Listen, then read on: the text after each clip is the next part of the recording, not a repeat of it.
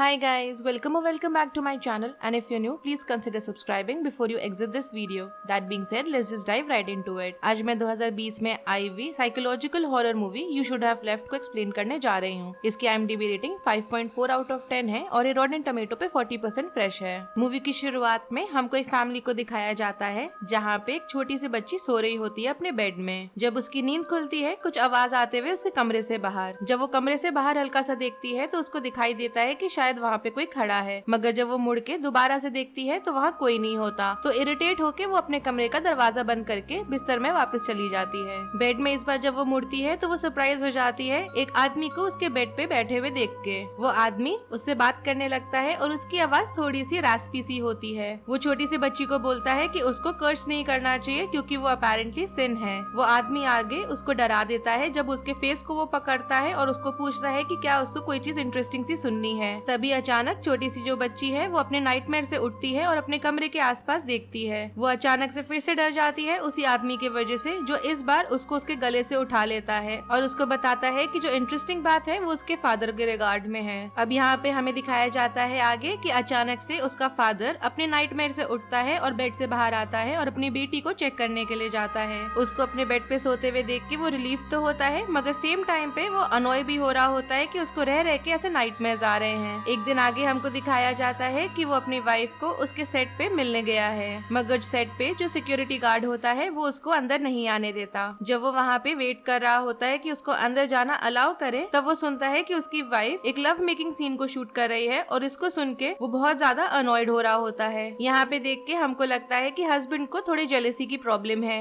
आगे चल के शूट खत्म होता है और उसकी वाइफ आती है और उसको अपोलोजाइज करती है पहले की चीज को लेके और वो उसको ये भी बोलती है कि उसने ऑलरेडी उसको अप्रूव लिस्ट में डाल रखा है। यहाँ पे वो हस्बैंड बताता है अपनी वाइफ को कि जो सेट पे सिक्योरिटी गार्ड है वो उसको पहचानता है। यहाँ पे उसकी वाइफ उसको चिढ़ाती है डेंजरस बोल के मगर उसके हस्बैंड को ये बात बहुत ज्यादा अम्यूजिंग नहीं लगती। आगे चल के उसी रात उन लोगों ने अपनी गाड़ी लगाई होती है एक हिल टॉप पे जहाँ से पूरे सिटी का व्यू दिख रहा होता है और यहाँ पे हमको मालूम चलता है कि वो लोग डिसाइड करते हैं कि वो लोग एक छोटा सा वेकेशन लेंगे इसके पहले कि उसकी वाइफ एक और शूट करने के लिए लंदन चली जाए। इसके बाद एक घर वेल्स में बुक करा जाता है वेकेशन के लिए, जिसके बाद वो सारे मिलके वहाँ जाते हैं और वो लोग उस घर का स्पेस देख के और स्ट्रक्चर देख के बहुत ज्यादा अमेज्ड होते हैं। उसी रात आगे छोटी सी जो बच्ची थी वो अपने हाथ से शैडो पपेट्स बना रही होती है अपने कमरे में, जहाँ पे अचानक से उसके हाथ के शैडो के बगल में एक और शैडो आती है। जब वो बच्ची मुड़ती है तो वो देखती है कि उसका फादर स्टेयर्स से उसके बेड की तरफ आ रहे हैं। वो उनको उस शैडो के बारे में बताती है मगर उसका फादर इस चीज को इग्नोर करके उसको बेड में टक कर देता है और जब उसका फादर उसको टक करके जाता है तो वो छोटी सी बच्ची अपने आप को कवर्स के अंदर छुपा लेती है और वही सेम शैडो को हम कमरे से बाहर भागते हुए देख पाते हैं। इसके तुरंत बाद ही हम हस्बैंड को देखते हैं जो अपने वाइफ को बोल रहा होता है कि वो नीचे जाके सारी लाइट्स ऑफ करेगा,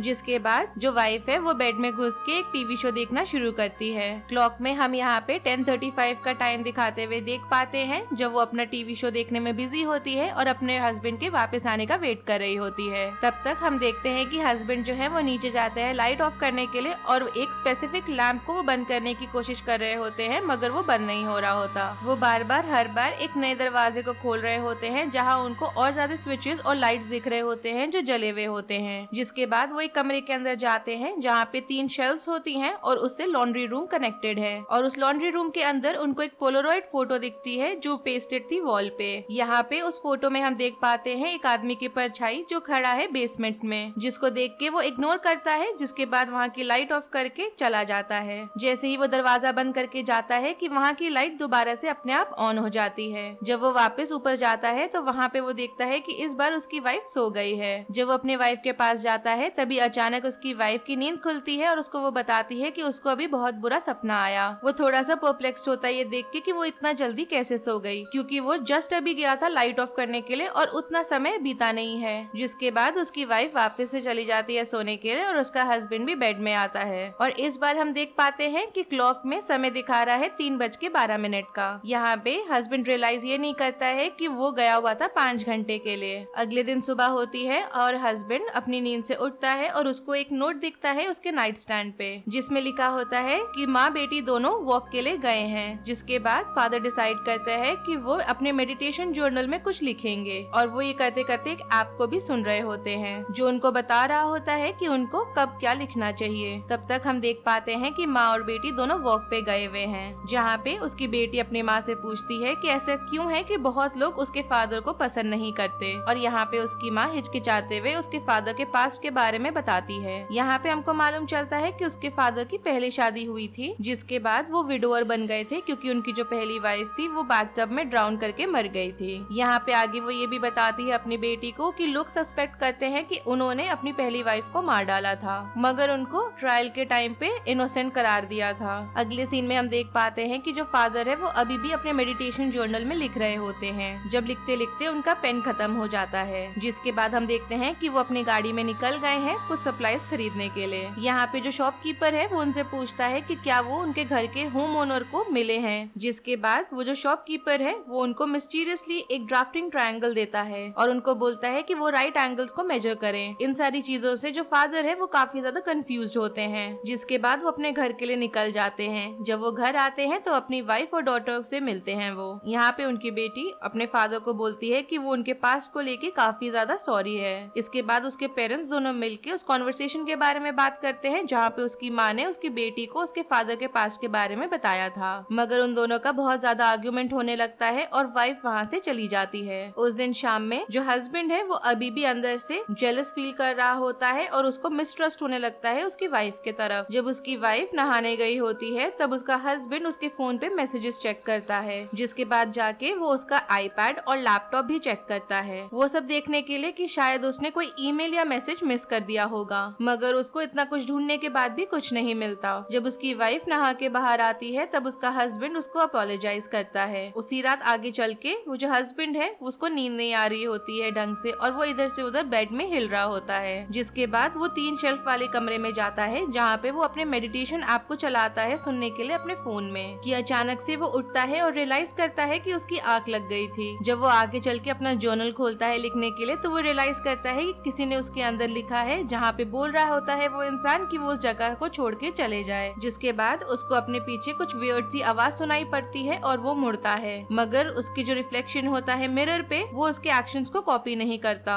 जब वो मुड़ता है तो उसको अपने पीछे वही 3 शेल्फ्स दिखाई देते हैं और कुछ भी अजीब नहीं। जिसके बाद वो वापस से मुड़ता है मिरर की तरफ और अपने आप का रिफ्लेक्शन देखता है। वो दोबारा से कुछ अजीब सी आवाज सुनता है अपने पीछे और दोबारा से मुड़ता है और उसको दिखाई देता है कि 2 शेल्फ के बीच में एक दरवाजा है। वो दरवाजा खोलता है और उसको दिखाई देता है कि वहाँ पे एक स्टेयरकेस है जो उसको बेसमेंट के एक और कमरे में लेके जा रहा है। वो अपना रास्ता बनाता है बेसमेंट में, जहाँ उसको एक आदमी की परछाई दिखाई देती है कि तभी वहाँ पे पोलरॉइड कैमरा से फ्लैश आता है और उसके बाद वो आदमी वहाँ से चला जाता है। वो ये सब देखने के लिए और पास जाता है और देखता है कि वहाँ पे पोलरॉइड पिक्चर्स फैले हुए हैं पूरे जमीन पे। वो उनमें से एक फोटो उठाता है और देखता है कि वो उस फोटो में अपनी बेटी के बगल में सो रहा है, जिसको देख के वो कंफ्यूज भी होता है और बहुत बुरी तरह से डर भी जाता है। वो धीरे धीरे और आगे जाता है जहाँ पे उसको अपनी बेटी की स्टफ्ड बनी जमीन पे पड़ी हुई दिखाई देती है। आगे उसको उसकी बेटी की बॉडी भी दिखाई देती है जो हल्की सी गीली होती है और लाइफलेस होती है। जिसके बाद वो उसको उठाता है, देख के लग रहा है कि शायद वो डूब गई है। ये देख के उसका फादर बहुत ज्यादा डर गया होता है और वो खुद को ही स्लैप करने लग जाता है बार बार। वो अपने आप को बार बार बोल रहा होता है कि ये सिर्फ एक सपना है। उसको जमीन पे एक बोतल पड़ी हुई दिखती है जिसको वो तोड़ देता है और टूटे हुए बोतल का इस्तेमाल करता है वो अपने आर्म को कट करने के लिए, मगर कुछ भी नहीं होता। जिसके बाद वो डिसाइड करता है कि वो टूटे हुए बोतल को अपने नेक में स्टैप करेगा, कि तभी अचानक से वो उठ जाता है और उसको मालूम चलता है कि ये एक और बुरा सपना है। अगले दिन वो अपनी वाइफ को वो 3 शेल्फ वाला कमरा दिखाता है और उसको सीक्रेट डोर के बारे में बताता है जो शेल्फ के बीच में है, जिससे एक स्टेयरकेस जाती है बेसमेंट में। यहाँ पे उसकी वाइफ को लॉन्ड्री रूम दिखाई देता है और उसको वही सेम पिक्चर भी दिखाई देती है वॉल पे लगी हुई जो फादर ने पहले देखी थी। वो लोग बात करते हैं कि वो लोग उस घर को कितना ज्यादा हेट करते हैं और डिसाइड करते हैं कि वो लोग वहाँ से चले जाएंगे। जब वो पैकिंग कर रही होती है तब वो अपनी बेटी से बात करती है कि वो क्या क्या करेंगे जब वो लंदन चली जाएगी। जिसके थोड़ी देर के बाद दोनों माँ बेटी बाहर जाते हैं खेलने के लिए वहाँ से निकलने से पहले। यहाँ पे हम देख पाते हैं कि उनका फादर उन्हें बाहर खेलते हुए देख रहा है। जिसके बाद वो अपने वाइफ को एक टेक्स्ट मैसेज करता है। तभी वो ये भी देखता है कि उसकी वाइफ अपने फोन को चेक कर रही है और उसको टेक्स्ट वाइब्रेशन किचन के काउंटर पे भी सुनाई देता है और उसको आइडेंटिकल फोन दिखाई देता है जहाँ पे उसका मैसेज आया हुआ होता है उसकी वाइफ को। यहाँ पे वो रियलाइज करता है कि शायद उसके पास एक सीक्रेट फोन है, तो वो शक करने लगता है कि वो उस पे चीट कर रही है। जिसके बाद वो 3 शेल्फ वाले कमरे में जाता है अपने जर्नल को ढूंढने के लिए, और उसके अंदर वही मैसेज लिखा हुआ होता है और ये कंफर्म कर देता है कि उसने उस चीज के बारे में ड्रीम नहीं करा है। वो ये भी नोटिस करता है कि अगले पेज पे भी कुछ लिखा हुआ है। वो पेज पलटता है और देखता है कि एक और मैसेज लिखा है जो उसको बता रहा है कि ऑलरेडी बहुत लेट हो गया है अब। इसके बाद वो घर से बाहर जाता है अपनी वाइफ से बात करने के लिए, और उसकी वाइफ अपनी बेटी को बोलती है कि वो घर के अंदर जाए। वो अपनी वाइफ को यहाँ पे दूसरे फोन के बारे में कन्फ्रंट करता है, जहाँ उसकी वाइफ इस बार एडमिट करती है कि एक एक्टर के साथ उसका अफेयर चल रहा है। ये सुन के उसका हस्बैंड बहुत ज्यादा डेविस्टेटेड हो जाता है और उसको वहाँ से चले जाने को बोलता है। तो वो गाड़ी में बैठ के विलेज में रहने के लिए चली जाती है, अपने हस्बैंड और डॉटर को वहीं छोड़ के। वापस घर में हम देख पाते हैं कि जो फादर है वो अपनी बेटी के लिए खाना बनाने की कोशिश कर रहा है। जब वहाँ पे उसकी बेटी अपने स्कूटर के साथ खेल रही होती है तो वो गलती से एक कप को गिरा देती है काउंटर से।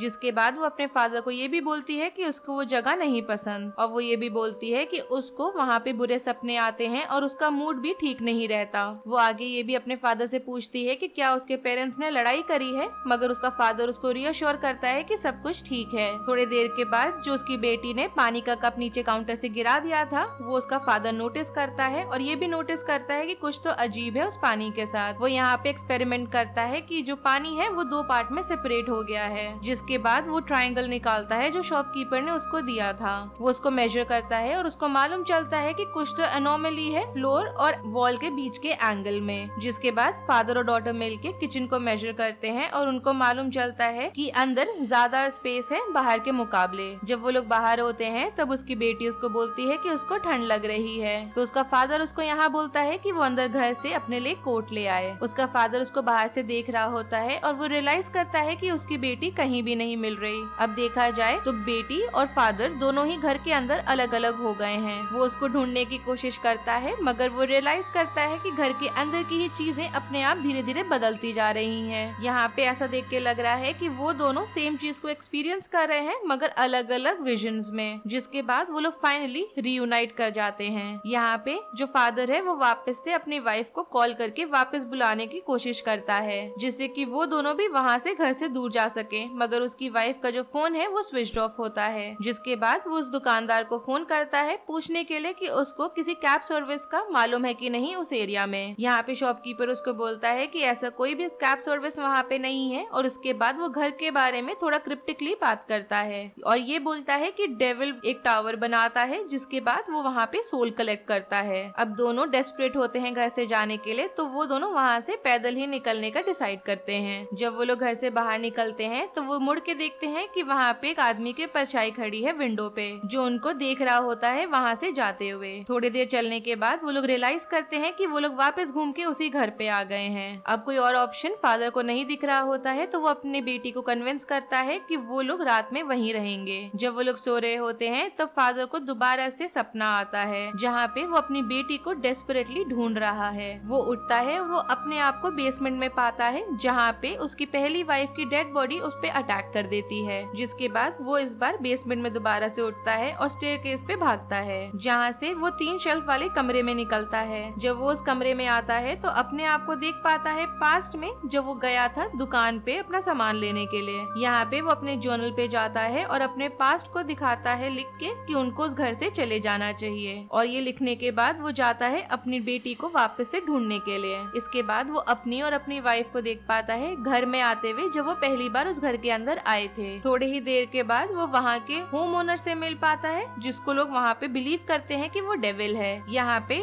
डेविल ने उसकी बेटी को पकड़ रखा है, और भी बुरी चीज यहाँ पे ये होती है कि वो एग्जैक्टली उस हस्बैंड के जैसे दिखाई दे रहा है उसको चढ़ाने के लिए, और वो ये कहता है कि वो एक ही कंडीशन में उसकी बेटी को छोड़ेगा अगर उसका फादर उसके लिए कुछ करता है। जिसके बाद उस छोटी सी बच्ची को वापस कर दिया जाता है, जिसको देख के उसका फादर काफी ज्यादा रिलीव्ड है। अगले दिन उसकी वाइफ वापस घर आती है, जहाँ पे जो फादर है वो अपनी बेटी को उसको दे देता है। जिसके बाद वो असली बात बताता है उसकी वाइफ की डेथ को लेके। वो ये बोलता है कि उसने अपनी वाइफ को डूबते समय मदद नहीं करी, उसने बस खड़े होके उसको मरते हुए देखा, क्योंकि वो बहुत टाइम से बहुत ज्यादा मिजरेबल था। यहाँ पे मूवी खत्म होती है हमें दिखाते हुए कि फादर का जो स्पिरिट है वो घर के अंदर है, जहाँ पे हमको मालूम चलता है कि वही एक्चुअली में जो फिगर था वो विंडो से अपने आप बाप को और अपनी बेटी को पिछले रात वहाँ से जाते हुए देख रहा था। मतलब ये हुआ कि उसका जो सोल है वो हमेशा के लिए उस घर के अंदर फंस गया है। वो एक्सेप्ट करता है कि वो वहीं पे बिलोंग करता है और वो अपने खुद के शैडो से कहीं नहीं दूर भाग सकता। उसने अपने जर्नल में मैसेजेस लिखने की कोशिश करी थी खुद को वार्न करने के लिए कि उसको वहाँ से चले जाना चाहिए था, जिसके बाद मूवी खत्म हो जाती है।